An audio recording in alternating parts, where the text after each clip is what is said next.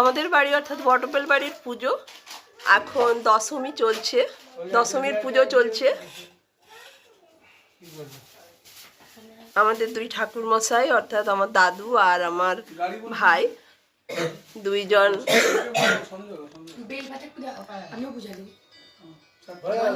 পুজো করছে।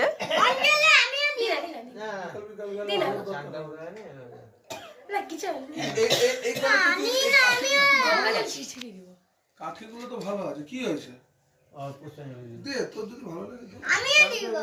আর আজকে ফলমূল মিষ্টান্ন আর 5 রকমের কলাই